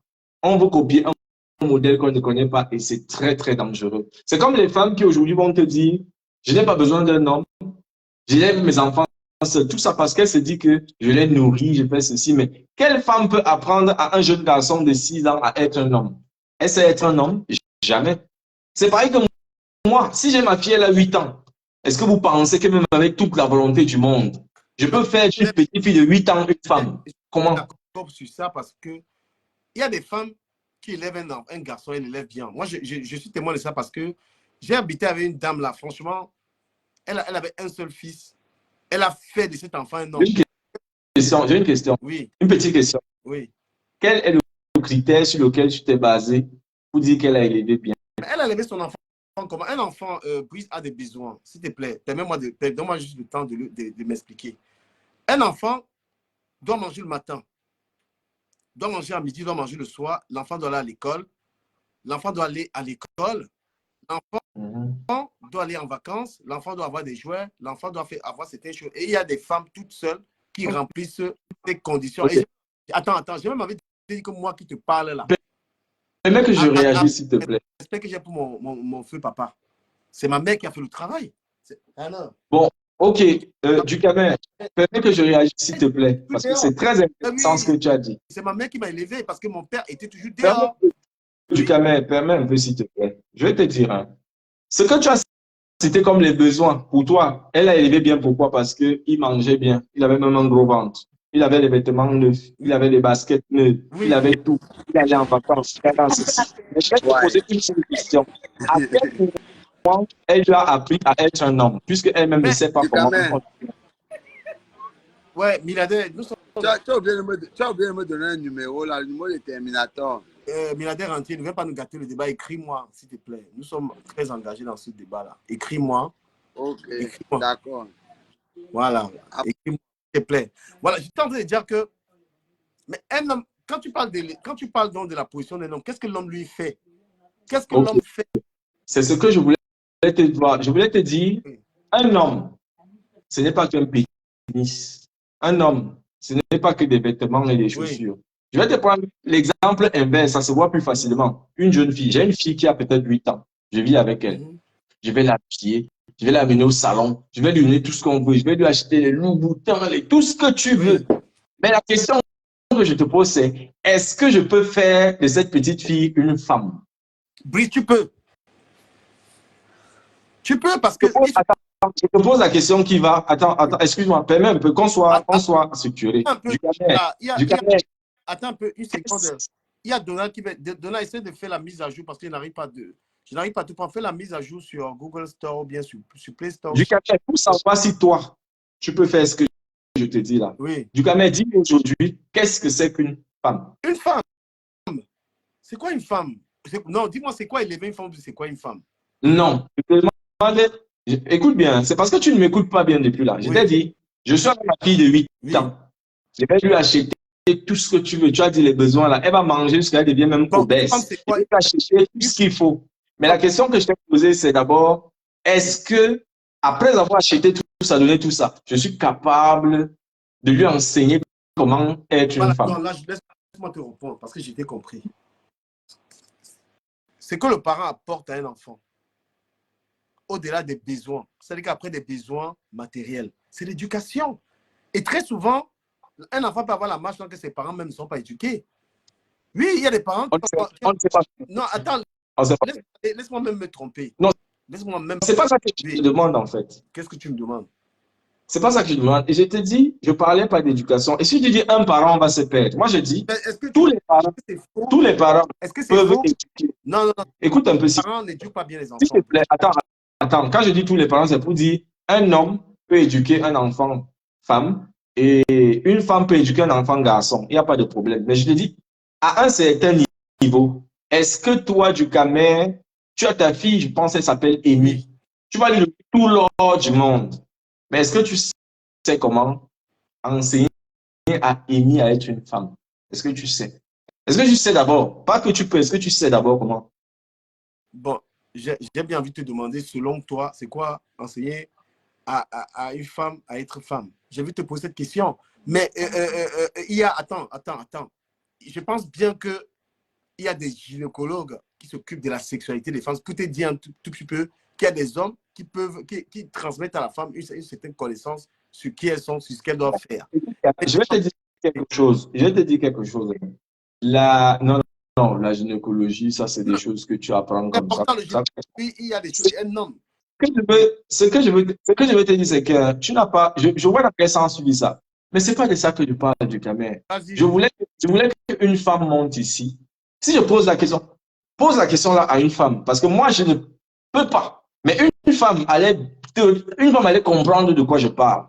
Il n'y a aucun homme sur terre qui peut enseigner à une petite fille. Il y a une femme à côté. Oui, appelle-la s'il te plaît. Appelle-la, je lui pose la question. Est-ce qu'une femme, est-ce qu'un homme peut étudier? Non, laisse que je lui pose la question, s'il te plaît. Ben vas-y, pose la question. Elle va répondre. Est-ce qu'elle m'écoute d'abord? Elle écoute. Ok, voilà. J'étais en train de dire ceci. Pour nous, les parents qui disons, je n'ai pas besoin d'une femme, j'élève mon enfant seul. Je n'ai pas besoin d'un homme, j'élève mon enfant seul. Le gamin a dit, un enfant a les besoins, d'accord. Je suis avec ma fille de 8 ans. Je vais lui donner tout ce qu'elle veut sur les besoins. Chaussures, habits, machin, je l'amène week-end à Hawaï, avion, jet, tout ce que je veux. Mais à un moment, il va falloir que cette petite fille apprenne à devenir une femme. La question que je pose à une femme, c'est, est-ce que, madame, vous croyez vraiment qu'un homme peut enseigner à une jeune fille comment devenir une femme? C'est ça ma question. Bien sûr. J'écoute. Pourquoi pas? C'est le développement que j'attends, c'est pas juste le oui. Je vais commencer. Quand tu dis que est-ce qu'un homme peut enseigner à une petite fille comment on devient femme, c'est déjà lui apprendre comment quand je sais pas, déjà lui dire comment il y a la phase de la puberté, c'est ça, n'est-ce pas? Je sais pas, c'est quand la phase de la puberté se prononce déjà, c'est ça, non? J'ai posé ma question, je te laisse libre cours de développer entièrement. Il n'est pas de phase. Prends toutes les phases que tu veux. C'est qu'un homme ne peut pas. Laisse un peu qu'elle développe, s'il te plaît. Je crois que moi, je vais être en phase avec l'école. Parce que tu prends le... Quand il parle d'être en phase avec l'école, c'est regarder à quel niveau ils sont en sciences. S'il faut parler peut-être de la puberté, comment un enfant doit se comporter, par exemple, une petite fille doit se comporter, par exemple, si elle commence à saigner, ou bien si on commence à la draguer. Donc, de tout le temps, tu dois regarder son sac, tu dois regarder ses... Est-ce qu'un homme peut faire ça? En fait, c'est la grande question. Est-ce qu'un homme... Oui, un homme peut faire ça. Attends, je n'ai pas dit qu'un homme peut faire ça. Ma question, vraiment, j'ai pas envie de la changer pour qu'elle soit libre d'aller du côté où elle veut. Oui. Vraiment qu'elle réponde comme elle veut. Laisse-elle libre de parler comme elle peut. Oui. Un homme peut faire ça. Tout le temps, tu regardes seulement ses cahiers, à quel niveau tu profites. Par exemple, le cours de, je ne sais pas, ça peut être le cours de quoi, je ne me rappelle même plus. Okay. Ça commence au commentaire, du coup, c'est CE1, ou c'est CE1, ou c'est CE2, le cours de, je ne me rappelle même plus trop. Tu commences aussi, tu expliques, tu profites, tu entres, tu ouvres le débat, tu vois quand une fille a peut-être les seins, on va commencer à draguer et tout. Bientôt même, tu vas commencer à saigner. Il faut faire attention quand on va t'appeler dans les rues. Tu entres dans les débats, dans le débat. Si la mère n'est pas là, tu vas faire comment? Puisque de nos jours... La mère est morte. Si la mère est décédée... Oui, la mère est décédée. En fait, elle est du Camer. Oui. Je remercie la sœur parce que elle est quand même entrée dans le sujet. Ce que je voulais dire, c'est quoi? C'est ce que les gens font. Ça, c'est ce que les gens font. Et elle a terminé en disant, si la mère est morte, tu vas faire comment? Tu es obligé de faire ça. Mais dans l'idéal, et parce qu'elle dit, tu vas lire dans les livres. Moi, j'ai fait médecine. J'ai fait des stages en gynécologie. Mais je te promets que ma fille, enfin, non, mon ex avait une fille. Quand je vais très bien dire, j'ai mal au bas-ventre. Déjà, je vais te dire là où j'ai commencé à être gêné. Parce que c'est moi, je la lavais, je lui donnais sa douche, etc. Quand elle a commencé à atteindre un certain âge, moi-même, j'étais gêné de le faire. C'est devenu très compliqué. Quand moi-même, je lui disais, ta nudité, personne ne doit la voir. Même pas moi. Elle me dit, papa, même pas toi. Je dis, oui, même pas moi. Alors, comment elle va atteindre 8, 9, 10 ans? Je vais lui dire, non, en fait, ton entrejambe s'est montée, c'est descendu, ça va être compliqué. Mais ça, c'est ce que personne ne parle de ça. Mais on va te dire, j'élève ma fille, je fais ceci. À partir d'un moment, une fille commence à avoir honte, même si tu es son père. C'est facile. Alors, la dame le dit parce qu'elle peut causer ça avec une jeune fille, ça va passer. Il y a des gènes comme ça. Bon, tu vois, non? Maintenant, Brice. Il y a des gènes comme ça. Attends, Donna a fait la mise à jour, Donna veut intervenir, Donna a fait la mise à jour. Mais est-ce que maintenant, si tu dis ça, que c'est compliqué pour un homme, ça veut dire que c'est compliqué pour une femme d'élever son garçon? Écoute un peu du Camer. J'ai pris un cas. Je peux aussi changer. J'ai pris un cas. Oui. Et j'ai pris le cas de la fille parce que ça se voit trop. Et ça, c'est pas que je dis en l'air, c'est du vécu. J'ai eu ce cas-là. C'est-à-dire, à un certain âge, quand elle avait 7 ans-là, elle vient me dire, du gamin, je suis assis au salon, je regarde mon match, elle vient se passer devant moi, elle me dit, papa, viens me laver. Même moi-même, Quel âge? même moi, je dis, Non. j'étais déjà... Voilà. Elle a 8 ans, c'est que c'est un peu abusé. À 8 ans, un enfant, Non, mais c'est là. Ma fille, c'est... c'est pour ça que je suis en train de te dire que quand nous, il faut respecter le rôle de chacun, il faut respecter Maintenant, les femmes. si peut-être ta femme, elle est décédée, tu fais comment? Moi, ce que je voulais te dire, c'est que non, quand la femme est décédée, on fait avec les moyens du bord. Mais tu peux élever un enfant, il n'y a pas de problème. Mais ce qui arrive souvent sur ce genre d'enfant, c'est quoi? C'est que l'enfant grandit avec des choses particulières. Je ne sais pas, j'ai pas envie de donner des situations ici, mais c'est avec des choses. Un enfant qui a grandi, par exemple, un garçon qui a grandi avec sa maman. Moi, j'ai pu citer avec ma maman. Il y a des choses qui deviennent prononcées chez toi. Une fille qui a grandi plus avec son papa, il y a des choses qui seront prononcées chez elle. C'est pas forcément mal, hein. Il va grandir, c'est tout. Mais je dis, dans l'idéal, s'il fallait choisir pour ton enfant, la fille, même si toi tu l'élèves à un certain âge, elle a besoin d'une présence féminine pour la suite. Ça, c'est clair. J'avoue, Brice, pour revenir maintenant sur l'éducation des enfants en France, puisqu'on parlait de ces jeunes qui sont des voyous partout, qui cassent partout. Moi, j'en veux beaucoup aux enfants des immigrés, c'est-à-dire, il y a beaucoup de gens qui font des enfants ici uniquement pour avoir des aides, qui ne pensent pas que... Parce qu'un enfant, ça demande le temps. Hein. Parfois, même un homme dit que je veux mon enfant, là, gars. Tu sais que beaucoup d'hommes, si on leur donne mon enfant, là, ils ne vont pas s'en sortir. Je voulais préciser quelque chose. Les casques que tu es en train de voir là, ce ne sont pas les voyous, ce sont les voleurs. Remarque les casques là. Dans presque tous les départements de France, on a cassé et volé dans les grandes surfaces. C'est pas du petit brigand, c'est pas des petits brigands, c'est pas juste.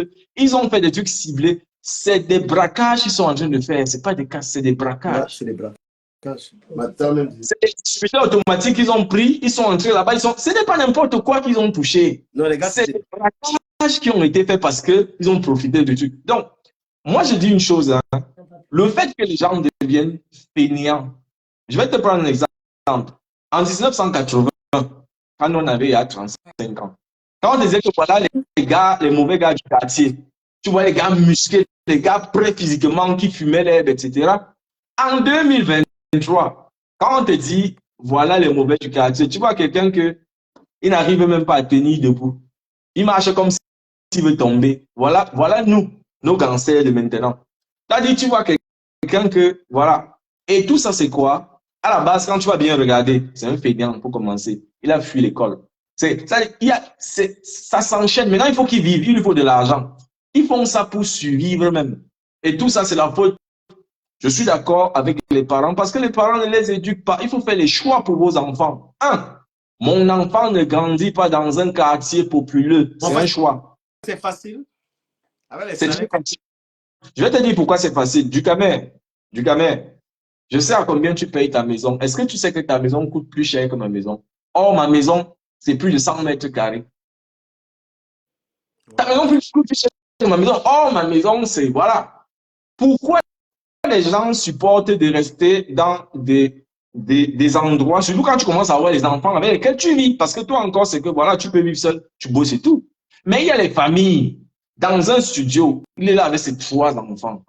Mais ces enfants-là, ils vont être obligés d'aller dehors. Ils ne peuvent même pas rester dans la maison. Plus dans la maison, ils sont obligés de rester dans la chambre pour qu'il y ait l'espace. Les enfants sont obligés de tirer les escaliers et fumer le banga, parce que la maison est petite. Parce que sinon, il n'y a pas la place à la maison. La même là, avec les chiots qui arrivent, les habits.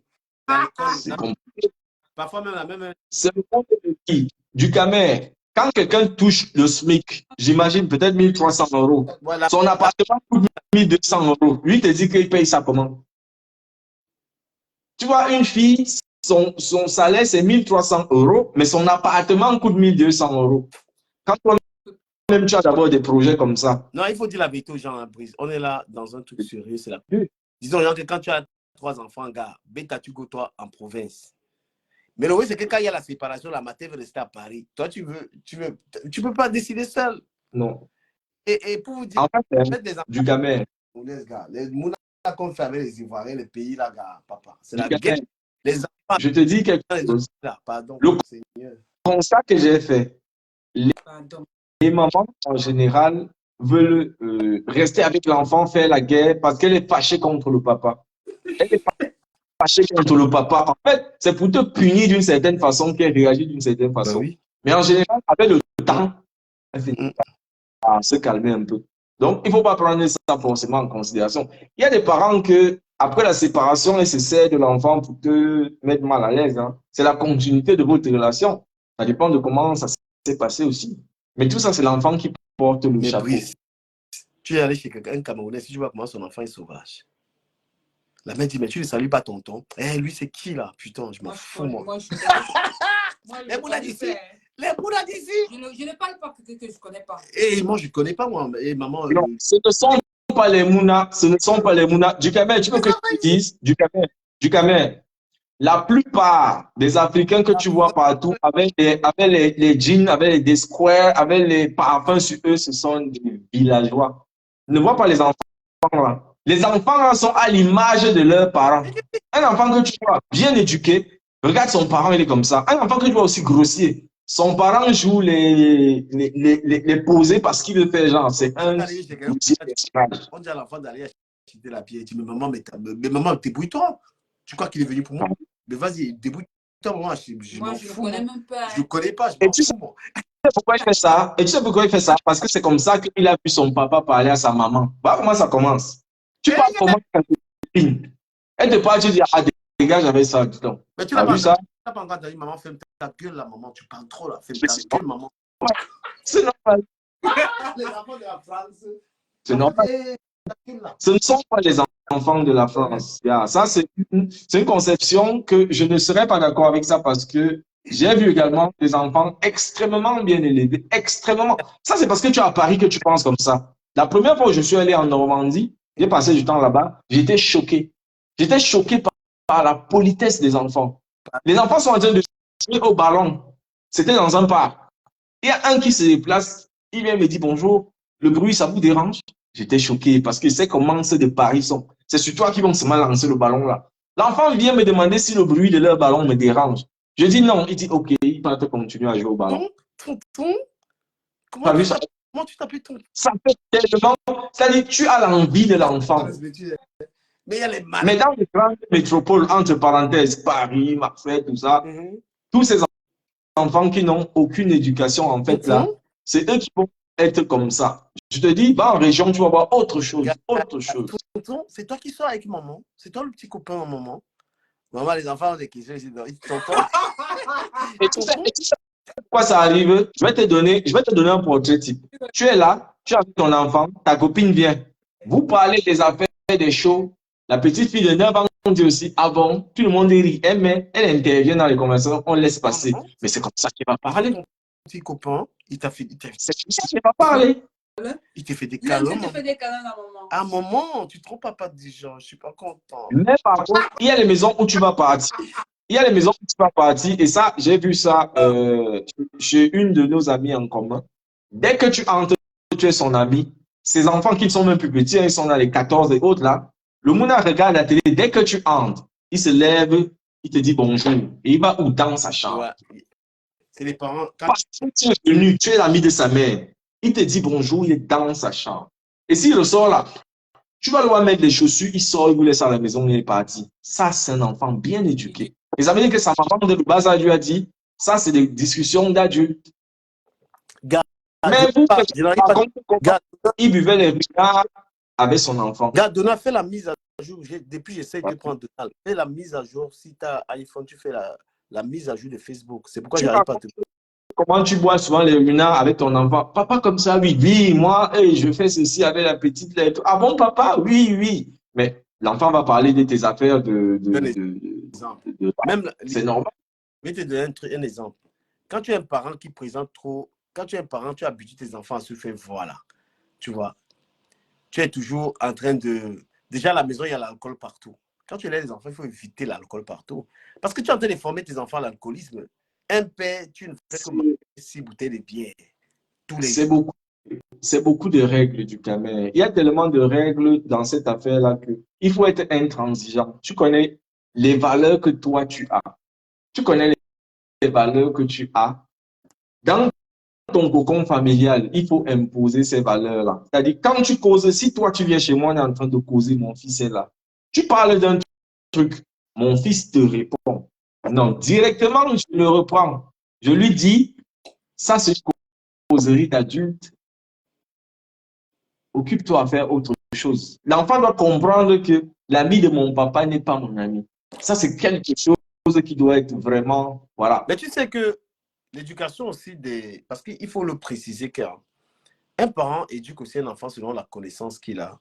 Et puis, qu'on a beaucoup de parents qui ne s'enrichissent pas à travers la lecture. Voilà, il y a toute une méthode. C'est une école éduquer un enfant. Si tu ne connais rien, tu ne peux pas éduquer un enfant. Parce que l'enfant doit se méfier des choses comme l'alcool, le tabac. Toi, le parent, tu dois savoir expliquer ça à l'enfant et tu dois savoir respecter. Quand tu dis à l'enfant, va m'acheter des cigarettes et tout ça, ah non, c'est des enfants qui fument à 13 ans. Quand tu vois les enfants qui fument à 13 ans, c'est les parents qui disent, achète-moi des cigarettes, l'enfant prend un goût. L'enfant, c'est un excellent élève du père. Tu vois une jeune fille, la mère, c'est une bordel là. Tu vois, l'enfant va être bordel avant 15 ans. Quand la maman jongle les hommes devant sa fille. Hein? Je vais te prendre un exemple. Il y a des enfants que, quand vous recevez un étranger, il parle librement à cet étranger-là et parfois de manière... L'enfant qui a des conversations des gars, tu as de causer, l'enfant il donne son avis. C'est pas le hasard. Ça veut dire qu'il a l'habitude de faire ça. C'est pour ça que moi, je n'en veux même pas aux enfants. Quand tu vois un enfant faire ça, c'est qu'il a l'habitude avec ses parents. Ils ont l'habitude de faire le Congo, ça même sur les noms des gens. J'allais oublier. C'est même ça. On parle soit à Ducamel, là, et de qui? Sa fille de 8 ans, 18, je l'ai vu même en live. Ducamel, là, c'est mineur. Mais pourquoi tu ne mets pas sa bouche dedans? Après, tu dis, les enfants, s'ils sont mal élevés. Non, tu fais souvent le Congo, ça du nom de Ducamel avec elle. Cause continue maintenant. Les enfants ne cachent pas. Vous faites souvent le coup ça, elle va faire le coup ça en public. Le pire, c'est de détruire, par exemple, ton frère. Tu sais qu'il y a des gens qui gardent le nom de leur frère chez les enfants, non? Oui. Voilà quelque chose qui a même fait, mes chers abonnés, écoutez ça. Tu viens souvent manger ici. Viens un jour là-bas à la maison, tu vas voir ce que l'enfant là va dire. Quand on dit que tu viens souvent manger chez eux. Regarde pas le nom de tes frères chez tes enfants. Les enfants, tes frères sont ses tontons et ses tatas. Il faut éviter de parler de tes frères à tes enfants. C'est très mauvais de faire ça. Il ne faut jamais faire ça. Quand ton enfant, tu as tapé le Congosa de ton frère aux enfants, les enfants ne vont jamais respecter tes frères. Les mêmes, dans le même ordre d'idées de sensibilisation. Les affaires que je m'en vais peut-être chez Ducamel, il a une fille, il commence à dire ça, c'est ma femme. Arrêtez ça. Arrêtez ça très vite, même dans les blagues. Parce que c'est comme ça qu'on a violé des milliers de petites filles au pays. Ça commence que voici ma femme. C'est ma petite femme ici. Voici ma femme. À un moment, il commence à la toucher l'épaule là. Voici ma femme. Ma femme, c'est ça. Tu vois, les parents sont aussi là, ils montent leurs dents en l'air. C'est comme ça que ça commence. Non, quelqu'un fait ça, il sort direct. Des choses, stopper ça vite fait. Vite, mais pourtant, ça se passe chez nous. Hein. Attends, oui. Ça, c'est ma femme. Viens ici. Papa, il vient sur toi ici. Les parents sont même là. Viens t'asseoir ici. Il est là, il a dit, voici ma femme. C'est ta femme. Je fais une précision. Moi, mes enfants, je ne rigole pas avec, je ne les présente même pas déjà à tout le monde. Même dans ma famille, tout le monde n'a pas le droit de voir mon enfant. Et l'on te dit, les enfants que tu connais là, il n'y a que mon frère et moi qui avions déjà vu mes enfants. J'ai la famille ici, ils ne sont pas autorisés. Je ne veux pas qu'on transmette mes enfants des habitudes d'alcool. Si tu bois, tu ne vois pas mes enfants. Ça, c'est clair. Mes enfants ne vont pas être contaminés. Donc, moi, tu veux voir ma fille. Et là, tu vas dire que c'est... Moi, j'ai confié, ma fille même va te répondre. Elle va dire, non, non, non. Ce tonton, il est pervers. Elle va te laver directement. Et l'enfant avait la bouche, pardon. Tu vois, au Cameroun, comme ça, là, l'ami et son père entre. Viens t'asseoir sur moi. Tu es ma femme. Voilà. Viens. Et même devant tes parents, hein. Même devant tes parents. Non. L'éducation, non. Il te chasse. Ça, c'est ma femme. Moi-même, on a fait ça avec mes soeurs, même devant moi. Ça, c'est ma femme. Et nous, on ne voyait rien de mal en ça. Oui. Bon. Non, je ne suis pas moi. J'ai quand même vu ça très tôt. Moi, j'ai une fille. Hein. Non, j'accepte pas. C'est comme ça que vraiment, c'est effarant. C'est effarant. Moi, une fois, ce qui m'a choqué, on commence à doiter. Bien sûr, je vais te dire, Ducamel, ce qui m'a marqué dans ma vie, c'est qu'une fois, je faisais peut-être 2e année, on devait faire un cours d'embryologie. On commence à parler de l'appareil reproducteur féminin, machin, truc là. Après, le prof pose une question. Il dit que bon, il y a aussi le viol et tout ça. Est-ce qu'il y a quelqu'un qui a déjà été victime de viol dans la salle? Personne ne montre le doigt. Il y a une fille qui est courageuse là, elle montre le doigt.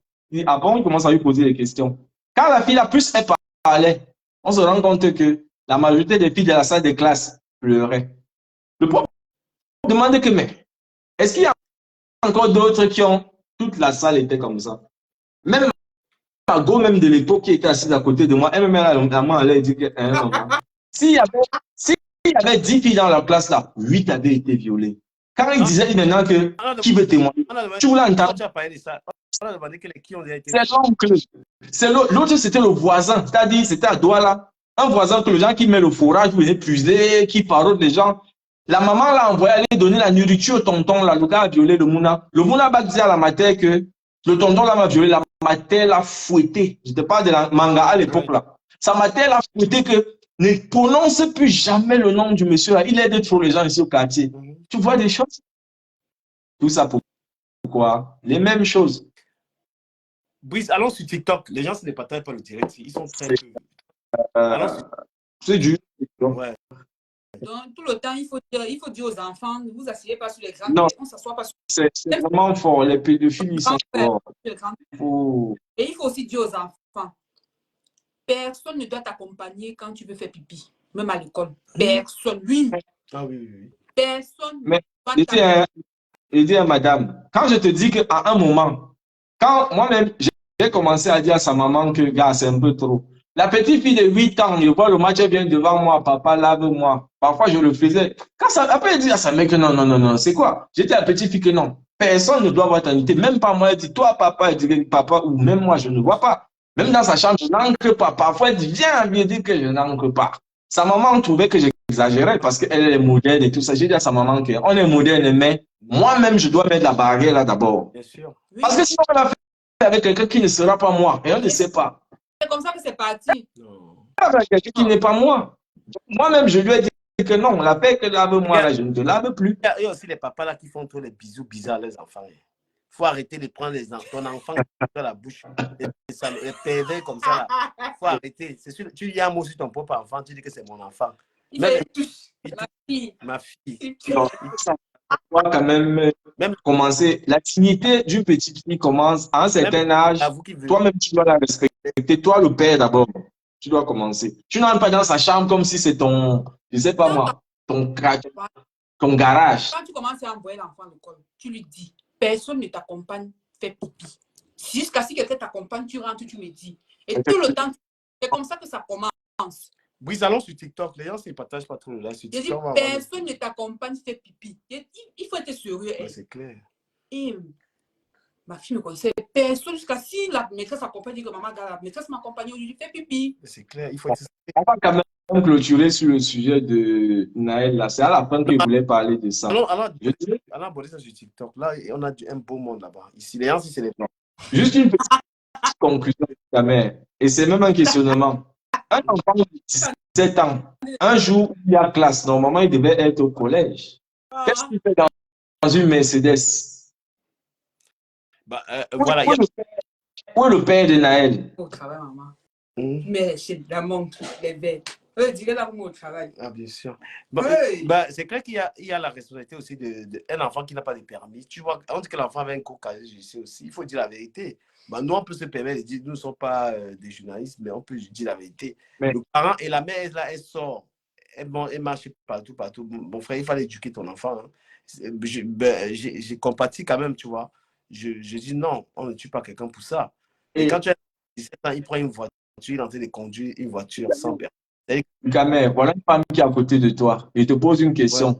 Est-ce que tu crois qu'une femme, si tu n'es pas que tu as le sang comme... Bon, elle est africaine, elle va me comprendre, mais la fragilité des femmes white, là, tu crois qu'une femme white peut gérer un enfant métis noir de 17 ans qui est genre, il traîne avec les voyous, tu crois qu'elle peut le supporter? Elle ne peut pas. Un garçon de 17 ans qui a le sang africain. Et elle, tu ne peux pas. La mère de mon mouna voulait être avec mon premier fils. C'est des enfants violents d'abord. C'est des enfants violents d'abord. Elle voulait trop qu'elle veut le gérer. Le gars a grandi. Maintenant, elle m'appelle qu'il veut gérer ton fils. Il dit que bon, continue de Quand, Ah bon, quand le monde a commencé à muscler, hey, maman, calme-toi. Il dit, ah bon, il n'y a que le père maintenant qui peut pas comprendre. mais quand tu conscientises, là, il comprend. Mais je n'ai pas mon fils, tu vois. C'est pour ça qu'il faut commencer dès le bas âge. Attends pas quand il est déjà endurci. Je te jure. Regarde, on va sur TikTok, laissons les gens aussi. Ah, ok. Tu connais les gens, moi je suis sur TikTok. Damien, je n'ai pas pu te prendre, c'était compliqué. TikTok du caméra influenceur. Là-bas, on va avoir